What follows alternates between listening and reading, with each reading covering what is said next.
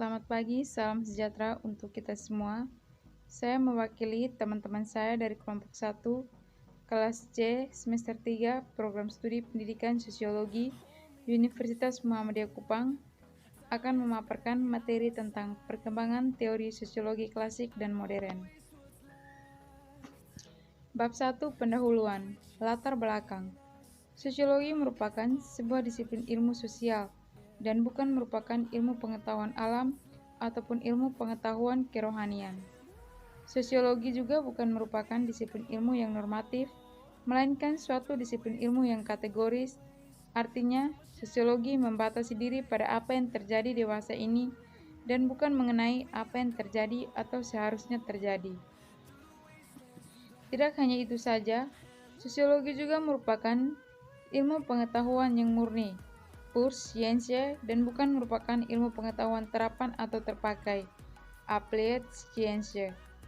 Pencetus atau pelopor pertama disiplin ilmu sosiologi adalah Auguste Comte yang mendeklarasikan tentang sosiologi menjadi sebuah disiplin ilmu, yaitu pada abad ke-19 yang dipengaruhi oleh disiplin ilmu seperti yang paling besar adalah disiplin ilmu filsafat dan psikologi.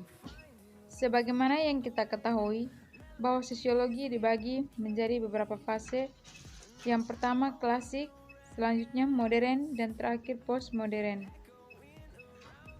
Kita seringkali mengkaji tentang sosiologi modern dan postmodern, dan terkadang melupakan hal yang sangat penting, yaitu awal mula kemunculan sosiologi, yaitu pada masa sosiologi klasik. Untuk itu, dalam makalah ini, kami akan sedikit mengupas tentang bagaimana perkembangan teori sosiologi klasik. Bab 2 pembahasan. A. Perkembangan teori sosiologi dari masa ke masa. Suatu teori pada hakikatnya merupakan hubungan antara dua fakta atau lebih, atau pengaturan fakta menurut cara-cara tertentu. Fakta tersebut merupakan sesuatu yang dapat diamati dan pada umumnya dapat diuji secara empiris. Secara sederhana, teori merupakan hubungan antara dua variabel atau lebih yang telah diuji kebenarannya. Sebagaimana kita ketahui bahwa sosiologi pada masanya tidak terlepas dari pengaruh disiplin ilmu filsafat dan psikologi. Jadi, teori-teori yang muncul saat itu pun banyak yang dikeluarkan oleh para filosof. Masa sebelum Comte, 1. Plato tahun 429 sampai 347 sebelum Masehi. Plato yang pertama kali menelaah tentang masyarakat secara sistematis. Sebetulnya, Plato bermaksud untuk merumuskan suatu teori tentang bentuk negara yang dicita-citakan, yang organisasinya didasarkan pada pengamatan kritis terhadap sistem-sistem sosial yang ada pada zamannya. Plato menyatakan bahwa masyarakat sebenarnya merupakan refleksi dari manusia perorangan. Suatu masyarakat akan mengalami kegoncangan, sebagaimana halnya manusia perorangan yang terganggu keseimbangan jiwanya yang terdiri dari 3 unsur, yaitu nafsu, semangat, dan intelijensia. 2. Aristoteles tahun 384 sampai 322 sebelum Masehi. Aristoteles mengikuti sistem analisis secara organis dari Plato. Dalam bukunya Politics, Aristoteles mengadakan suatu analisis mendalam terhadap lembaga-lembaga politik dalam suatu masyarakat. Pengertian politik digunakannya dalam arti luas, mencakup juga di dalamnya masalah ekonomi dan sosial. Sebagaimana halnya dengan Plato, perhatian Aristoteles terhadap biologi telah menyebabkannya mengadakan suatu analogi antara suatu masyarakat dengan organisme biologis manusia. Di samping itu, Aristoteles menggarisbawahi kenyataan bahwa basis masyarakat adalah moral, etika dalam arti sempit. 3. Ibnu Khaldun tahun 1332 sampai 1406. Ibnu Khaldun mengemukakan beberapa prinsip pokok untuk menafsirkan kejadian-kejadian sosial dan peristiwa-peristiwa dalam sejarah. Misalnya, adalah bagaimana faktor yang menyebabkan bersatunya manusia di dalam suku-suku, klan, negara, dan sebagainya adalah rasa solidaritas. Selain itu, Ibnu Khaldun juga merumuskan suatu model tentang suku bangsa nomaden yang keras dan masyarakat-masyarakat halus bertipe menetap dalam suatu hubungan yang kontras. 4. Zaman Renaissance tahun 1200 sampai 1600. Pada masa ini tercatat nama-nama seperti Thomas More dan Campanella mengenai masyarakat ideal, dan N. Machiavelli yang mengemukakan mengenai bagaimana cara mempertahankan kekuasaan. 5. Hobbes tahun 1588 sampai 1679. Pada abad ke-17, ditandai dengan munculnya tulisan Hobbes yang berjudul Die Leviathan. Hobbes beranggapan bahwa dalam keadaan alamiah kehidupan manusia didasarkan pada keinginan-keinginan yang mekanis sehingga manusia selalu ingin berkelahi. Akan tetapi, mereka mempunyai pikiran bahwa hidup damai dan tentram adalah jauh lebih baik. 6. John Locke dan J.J. Rousseau menulis mengenai kontrak sosial. 1. Saint-Simon pada tahun 1760 sampai 1825. Pada awal abad ke-19, Saint-Simon menyatakan bahwa manusia hendaknya dipelajari dalam kehidupan berkelompok. Auguste Comte yang pertama-tama memakai istilah sosiologi dan juga orang pertama yang membedakan antara ruang lingkup dan isi sosiologi dari pengetahuan lainnya. Dia juga mengemukakan bahwa sosiologi merupakan studi positif tentang hukum-hukum dasar dari gejala sosial. 2. Teori setelah Comte. 1. Mazhab geografi dan lingkungan. Edward Bucky dan Leplac, masyarakat bisa berkembang apabila ada tempat berpijak dan tempat untuk hidup. 2. Mazhab organis dan evolusioner. Herbert Spencer melakukan analogi antara masyarakat manusia dengan organis manusia.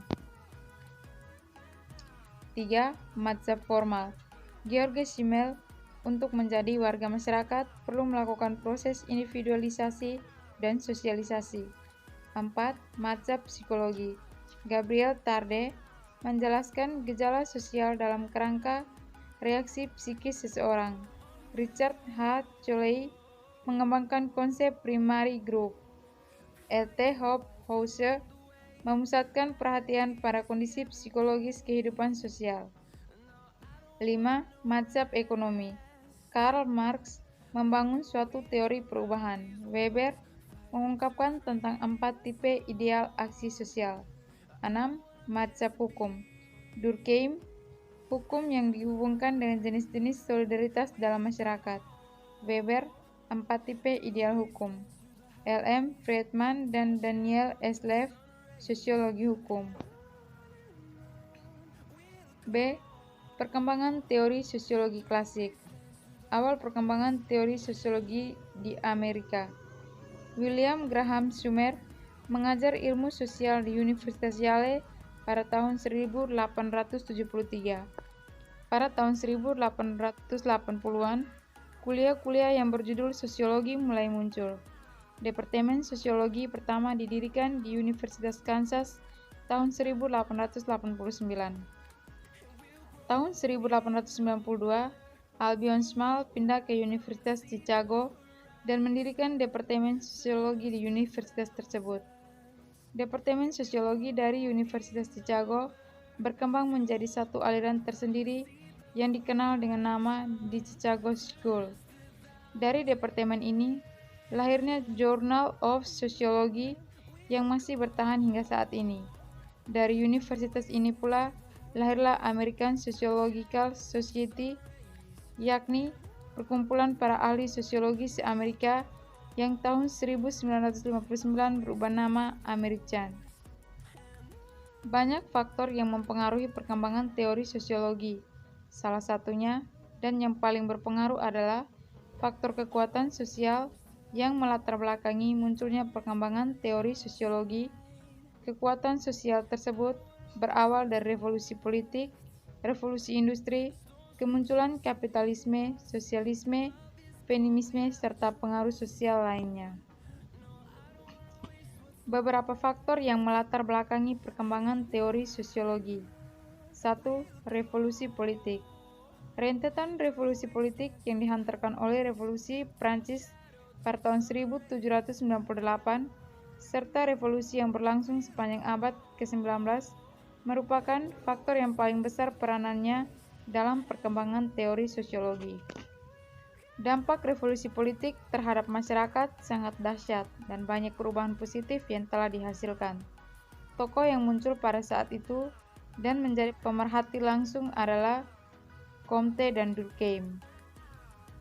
2. Revolusi industri dan kemunculan kapitalisme. Revolusi politik dan revolusi industri yang melanda Eropa pada abad ke-19 dan awal abad ke-20 merupakan faktor langsung yang memunculkan teori sosiologi. Revolusi industri bukan merupakan kejadian tunggal, melainkan perkembangan yang saling berkaitan yang berpuncak pada transformasi dunia Barat dari corak sistem pertanian menjadi sistem industri.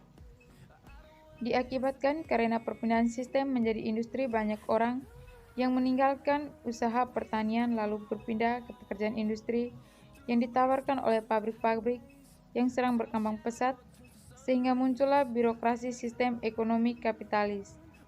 Dalam sistem ekonomi kapitalis ini, segelintir orang mendapat keuntungan yang sangat besar, pemilik modal, dan kebanyakan orang yang bekerja membanting tulang mendapat upah atau keuntungan yang sangat kecil atau buruh.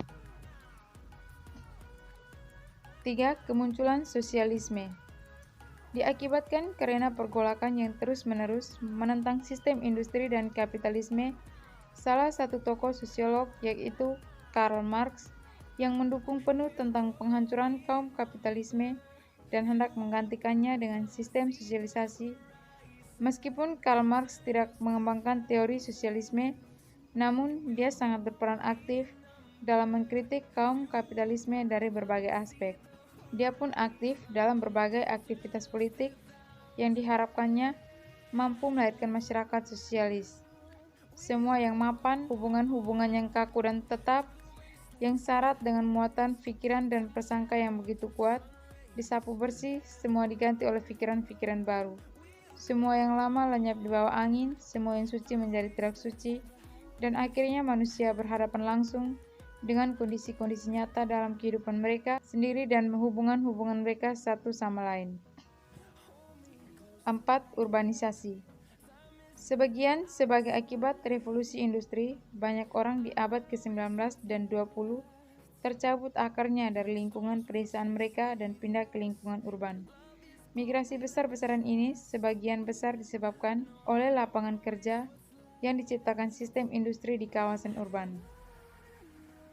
Kondisi kehidupan urban dan berbagai masalah yang ditimbulkan menarik perhatian banyak sosiologi awal, terutama Weber dan George Simmel. Bahkan, aliran utama sosiologi Amerika pertama dikenal sebagai mazhab Chicago, memberikan perhatian yang sangat besar terhadap masalah kota Chicago, dan karena ketertarikannya ini menjadikan kota Chicago sebagai laboratorium tempat untuk meneliti urbanisasi dan berbagai masalah yang ditimbulkannya. Dan yang terakhir, perubahan keagamaan. Perubahan sosial yang diakibatkan oleh revolusi politik, industri, dan urbanisasi berpengaruh besar terhadap religiositas. Banyak sosiolog awal yang berlatar belakang religius dan secara aktif terlibat dalam aktivitas keagamaan profesional, Hinckley dan Hinckley pada tahun 1954. Mereka membawa cara berpikir kehidupan keagamaan mereka ke dalam sosiologi. Menurut beberapa orang sosiolog seperti Comte, sosiologi ditransformasikan ke dalam keagamaan yang tak mungkin keliru. Durkheim menulis salah satu karya besarnya tentang agama. Moralitas merupakan peran kunci bukan hanya dalam karya Durkheim, tapi juga dalam karya Talcott Parsons. Marx pun mempunyai perhatian terhadap masalah keagamaan, tetapi orientasinya jauh lebih kritis. Demikian pemaparan materi dari kelompok kami. Semoga materinya bermanfaat untuk kita semua. Sekian dan terima kasih.